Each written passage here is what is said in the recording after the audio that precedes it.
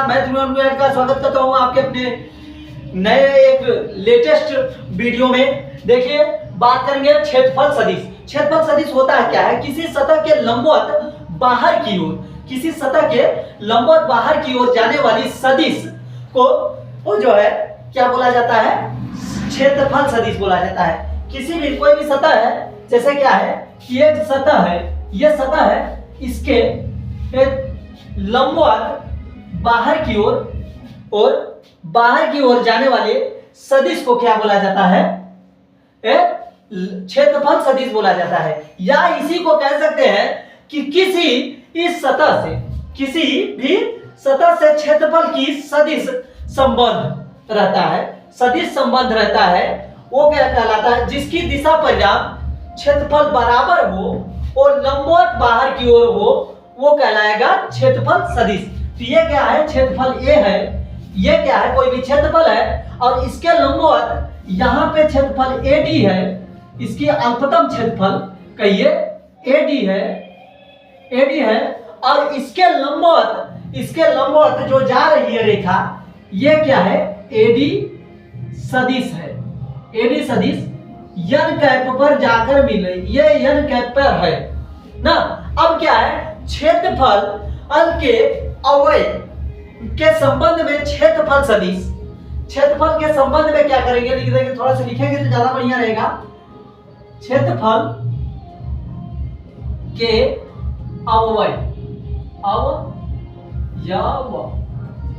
अवयव में संबंध, क्षेत्रफल में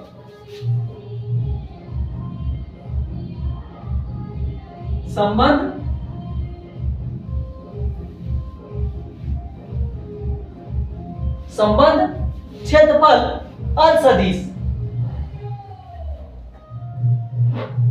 क्षेत्रफल सदिश क्या है? क्षेत्रफल सदिश हमने जैसा कि बताया, डी ए वेक्टर बराबर क्या हो जाएगा? डी ए एन कैप, ये हो जाएगा संबंध। और इसका संपूर्ण क्षेत्रफल यानी कि इसका और इसका लंबवत करेंगे तो ये संपूर्ण क्षेत्रफल का सदिश, संपूर्ण क्षेत्रफल सदिश ना। संपूर्ण क्षेत्रफल सदिश क्या हो जाएगा? ए वेक्टर बराबर ए एन कैप, ये हो जाएगा। और ये एन क्या है? एकांक सदिश है। ये एन कैप जो है, ये क्या है? एकांक सदिश है। यहां पे लिख देंगे जहां एन कैप क्या है? एन कैप एकांक सदिश है।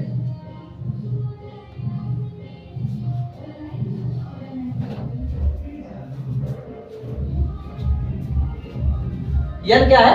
एकांक सदिश। अब बात करेंगे वैद्युत फ्लक्स। वैद्युत फ्लक्स की बात कर लेते हैं, इसको शॉर्ट स्क्रीन ले लीजिएगा दोस्त।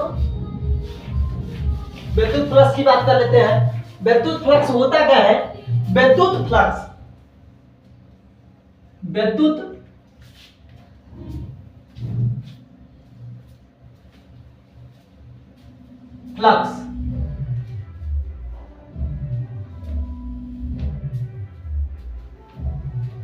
वैद्युत फ्लक्स क्या होता है? वैद्युत क्षेत्र में स्थित किसी भी सतह से अभिलंबवत गुजरने वाली ये वैद्युत बल रेखाओं की संख्या क्या कहलाती है? वैद्युत फ्लक्स कहलाती है। अभिलंबवत गुजरने वाली कोई भी सतह है, जैसे ये क्या है? एक तो मान लीजिए ये सतह ना, इस सतह से जो भी रेखाएं अभिलंबवत गुजरेंगी, ये देखिए क्या है? इसके अभिलंबवत गुजर रही है, तो ये सब रेखाएं ही क्या है? इसको ये कहिए, ये कोई भी क्षेत्रफल है, उसके अभिलंबवत रेखाएं गुजर रही है, ये कहलाएगा विद्युत फ्लक्स। क्या है? किसी भी सतह में स्थित अभिलंबवत गुजरने वाली बल रेखाओं को क्या बोला जाता है? विद्युत फ्लक्स बोला जाता है।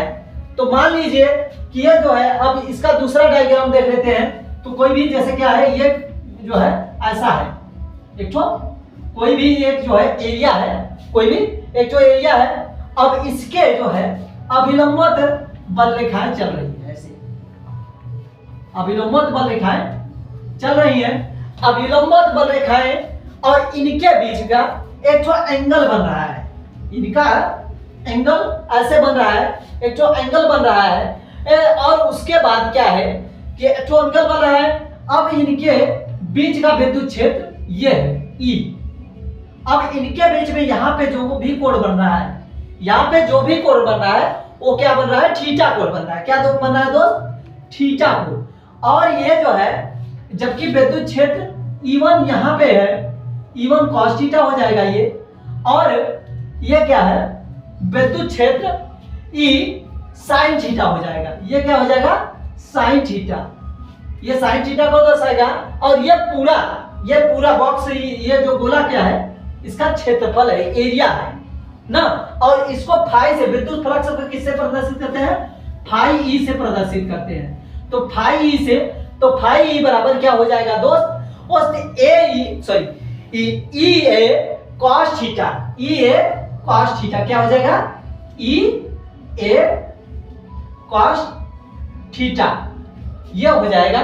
अब इसका सदिश रूप देख लेते हैं। और सदिश रूप में ध्यान दीजिएगा, ये सदिश नहीं होता है, अदिश होता है। इसलिए विद्युत फ्लक्स यानी कि ई फाई बराबर क्या हो जाएगा, vector E dot vector A, ये तैयार हो जाएगा। ये विद्युत फ्लक्स है और यही बल रेखाएं के अनुदिश है। ये बल रेखाएं ई है, विद्युत क्षेत्र इधर ही चला था। देखिए ये क्या है, विद्युत क्षेत्र इधर ही चला है, लेकिन जो है ऐसे ही होगा ना। अब इसी पर विद्युत फ्लक्स पर जो अल्पतम के लिए क्या होगा, नोट में थोड़ा लिख लीजिएगा तो ज्यादा बढ़िया रहेगा। नोट में लिख लीजिएगा, अल्पतम के लिए क्या होता है, एडी क्या है, इसका क्षेत्रफल एडी वेक्टर और एडी वेक्टर हुआ ई वेक्टर ई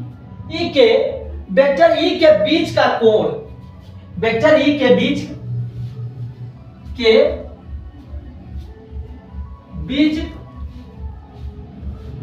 का कोण, बीच का कोण, तब विद्युत फ्लक्स कोण थीटा हो तब क्या है, विद्युत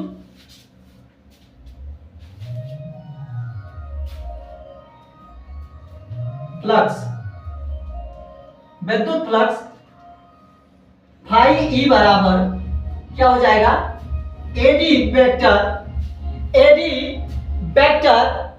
तो यहाँ पे फाई डी रहेगा। ध्यान दीजिएगा, अल्पतम की बात की है तो अल्पतम ही रहेगा। तो एडी वेक्टर, सॉरी एडी कहां जा रहा है,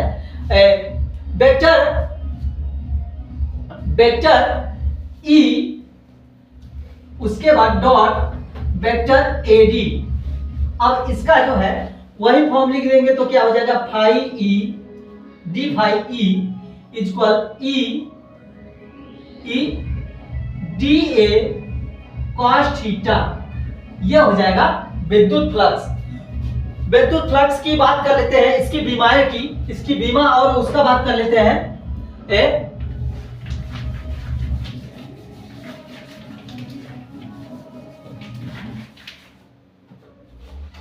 विद्युत फ्लक्स की बीमा क्या होती है, जैसा कि विद्युत फ्लक्स क्या होता है दोस्त, उस न्यूटन कूलम मीटर क्या होता है, न्यूटन कूलम मीटर। इसकी मात्रक की बात करें तो मात्रक क्या होता है दोस्त, क्या होता है, न्यूटन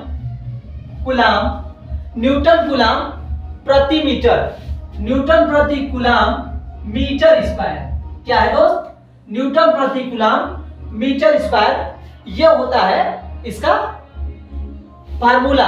अब इसकी बीमा निकालेंगे तो बीमा निकालने के लिए करना पड़ेगा, बीमा हम लोग निकालेंगे तो ज्यादा बढ़िया रहेगा।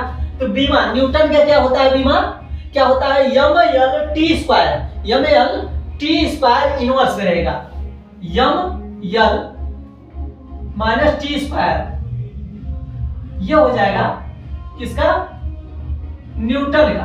अब कूलम का क्या होता है दोस्त, कूलम का होता है एटी, इसके अपान में है, जैसा कि अपान में है तो क्या हो जाएगा, एटी। कूलम का क्या होता है, एटी होता है और मीटर का स्क्वायर है यानी कि यल का स्क्वायर। तो इसको लिख लेंगे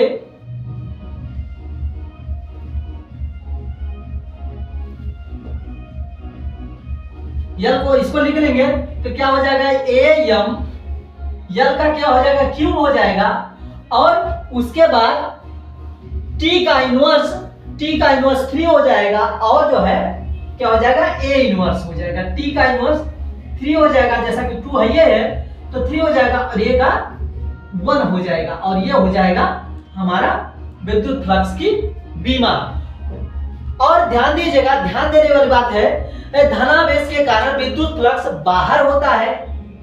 अगर मैं धनावेशित धनावेश के कारण विद्युत फ्लक्स बाहर की ओर होता है, और ऋणावेशित के कारण विद्युत फ्लक्स अंदर की ओर होता है। यानी कि जो डायग्राम बनाए थे हम जो है ऐसा करके, तो इसमें जो है विद्युत फ्लक्स बाहर की ओर था, इसमें जो है विद्युत फ्लक्स क्या है बाहर की ओर था, तो ये जो है धनावेशित था।